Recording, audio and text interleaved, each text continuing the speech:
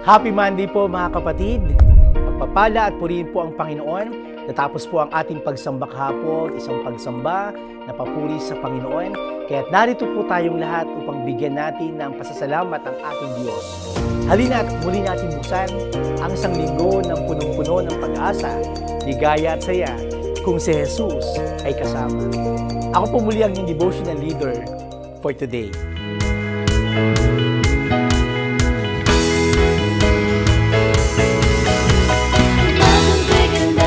Jesus ang kasama, umagang kay ganda si Jesus ang kasama, umagang kay ganda si Jesus ang kasama, na kasama na si Jesus ang kasama na.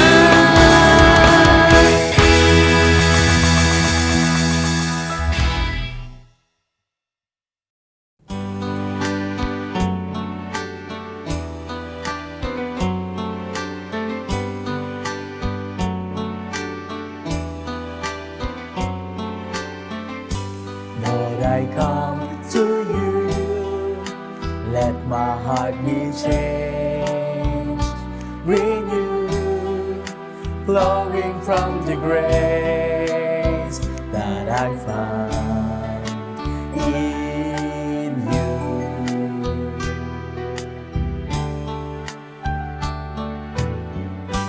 Lord, I come to know the weaknesses I see in me will be stripped away by the power of your love.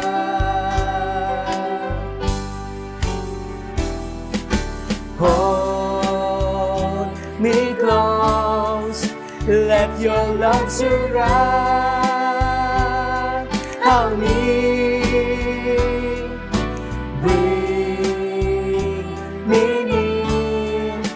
Draw me to your side, and as I wait, I'll rise up like an eagle, and I will soar with you. Your spirit leads me on in the power of your love.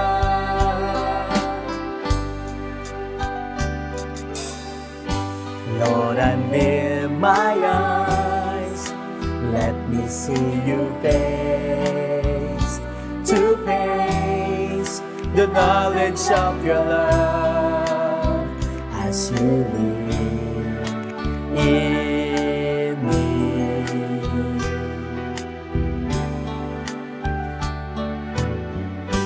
Lord, renew my mind as your will unfolds in my life, in living every day, by the power of your love.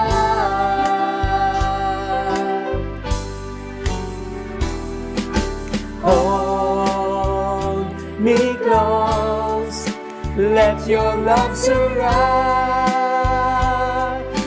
me.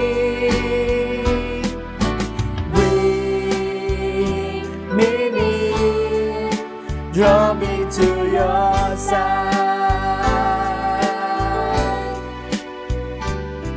and as I wait, I'll rise up like an eagle, and I will soar with you.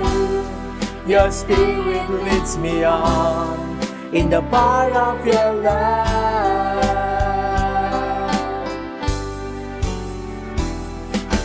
Hold me close, let your love surround me. Bring me near, draw me to your side, and as I wait, I'll rise up like an eagle, and I will soar with you. Your spirit leads me on in the power of your love. And I will soar with you. Your spirit leads me on in the power of your love. And I will soar with you. Your spirit leads me on in the power of your love.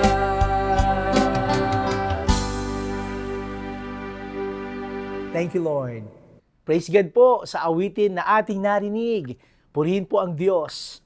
Napakabilis po ng panahon. Ngayon po ay Pebrero, pangalawang linggo na po, at buwan po ng pag-ibig. At ito po ang pangalawang Lunes ng ating pag-aaralan, ang kahalagahan po ng pag-ibig. Ang ating pagbubulayan sa umagang ito ay magmumula po sa aklat ng Roma, Kabanatang 5, Talatang 8. Ngunit pinatunayan ng Diyos ang kanyang pag-ibig sa atin nang mamatay si Kristo para sa atin noong tayo'y makasalanan pa. The gift of Christ is the proof of God's love. Sa anumang panahon, gaano mang katindi ang ating sitwasyon, wala pa ring hihigit sa pag-ibig at biyaya ng Diyos sa atin. Walang makadadaig sa kasaganahan ng kanyang pag-ibig. Yan po ay pinapaalala sa atin ng talatang ito ngayong umaga. At bago tayo gumawa ng paraan, nauna na pong gumawa ng paraan ang ating Panginoong Diyos. Nang makita po niya tayo na patay dahil po sa pagkakasala, hindi po niya hinayaan na tayo po'y mapahiwalay sa kanyang pag-ibig. Ngayon tayo'y kanyang tinanggap bilang anak. Pinatunayan ito ng ating Panginoong Hesus nang inialay niya ang kanyang sarili bilang isang haing buhay sa pamamagitan ng kanyang pagkamatay mula sa krus ng Kalbaryo upang tayong lahat ay maligtas mula sa kasalanan. Sapagkat noong tayo'y mahihina pa, namatay si Kristo sa takdang panahon para sa mga makasalanan. Mahirap mangyaring ialay ninuman ang kanyang buhay alang-alang sa isang taong matuwid. Kahit na maaaring may mangahas na gumawa nito alang-alang sa isang tao, ngunit pinatunayan ng Diyos ang kanyang pag-ibig sa atin nung mamatay si Kristo para sa atin nung tayo'y makasalanan. You know, church, before we receive salvation in Jesus, we are a sinner and enemy of God. Ito po ay matatagpuan sa Roma, Kabanatang 5, Talatang 10. Dati tayo'y kaaway ng Diyos. Ngunit nang tinanggap natin siya bilang ating kaibigan sa pamamagitan ng pagkamatay ng kanyang anak. At dahil dito, tiyak na tayo po'y maliligtas sapagkat merong Kristo sa ating buhay. Sinner means one who falls short of God's standard or misses the target. Instead of loving God as Creator and Father, the sinner rebels against Him with a simple nature, the ungodly person in hostile toward God. Si Apostol Pablo po ay naglarawan ng kanyang kakilakilabot na kalarawan na nagsasabi na hindi makadiyos ay lubusang walang kapangyarihan na tulungan ang kanyang sarili. Bilang mahihina, hiwalay tayo sa Diyos dahil sa ating kasalanan. At tayo po ay bilanggo at nakagapos sa mga talikala at nakatali sa nakaraan at bihag tayo ng kaaway. Tayo po ay mga kaaway ng Diyos at patay nung una, subalit ang ating Panginoon nang pumasok sa atin, tayo po ay naging kaibigan ng Diyos. At sa pamamagitan ng kanyang pagkilos na ito, pinatunayan ng Diyos kung gaano niya tayo kamahal. Nung tayo makasalanan, si Kristo ay nagsakripisyo, ibinigay niya ang kanyang sarili para sa buong sanlibutan. At ito po ay katotohanan na pinapahayag sa atin na si Kristo ay namatay para sa iyo at para sa akin at para sa atin lahat. In Romans chapter 5, Paul is teaching the Roman believers how to endure through suffering. He encouraged them to rejoice in suffering, knowing that suffering produces endurance, and endurance produces character, and character produces hope. Romans chapter 5, verse 3 to 4. Dumating man po tayo sa panahon ng pagdurusan, mga kapatid, kahirapan, bilang mga mananampalataya. At ito po ay nagiging hadlang upang tayo po ay hindi lumago. Sa huli, ang mga ito ay nagdudulot sa atin, sa mga pananampalataya, na makibahagi sa kalulatian ng Panginoon. Ngunit kung paano po tayo nagdudulot ng pag-asa, mga paghihirap at pagdurusa, marami po tayong pinagdadaan na ganyan. Pinaliwanag ni Pablo na ang pag-asang ito ay hindi nahahantong sa pagkabigo. Hindi po tayo mabibigo ang lahat ng sumamba sa Panginoon nagtiwala. Sapagkat alam natin kung papaano tayo kamahal ng Diyos, sapagkat binigay niya tayo ng banal na Espiritu upang punuin ang ating puso ng kanyang pag-ibig. Ayon po sa Roma, Kabanatang 5, Talatang 5, at hindi tayo binigo ng pag-asang ito, sapagkat ang pag-ibig ng Diyos, inuulit ko po, ang pag-ibig ng Diyos ay ibinuhos sa ating mga puso sa pamamagitan ng kanyang banal na Espiritu na pinagkaloob sa iyo at pinagkaloob sa akin. Ang sukdulang pundasyon ng ating pag-asang ito bilang mga Kristiyano ay ang hindi natitinag na pag-ibig ng Diyos sa ating mga buhay. Hindi po tayo bibiguin ng ating pag-asang ito. Anuman ang ating pagtitiis, alam natin na mahal tayo ng Diyos at hindi tayo pababayaan.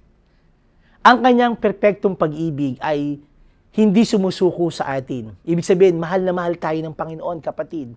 Dahil sa kanyang matatag na pag-ibig, nung tayo ay makasalanan, tayo ay sinumpang kalaban ng Diyos, subalit merong Kristo na namatay para sa iyo at para sa atin. Ganito rin ang sinasabi ni Apostol Juan, ganito natin nalalaman kung ano ang pag-ibig na binigay ni Kristo Jesus, ang kanyang buhay para sa atin. Unang 1, Kabanatang 3, Talatang 16. The essence of God's love is apprehended in His giving. For God so loved the world that He gave His only Son, that whosoever believes in Him should not perish, but have eternal life. Elsewhere, John says, this is real, unconditional love. Not that we love God, but that He loved us and He sent His Son as a sacrifice to take away our sins.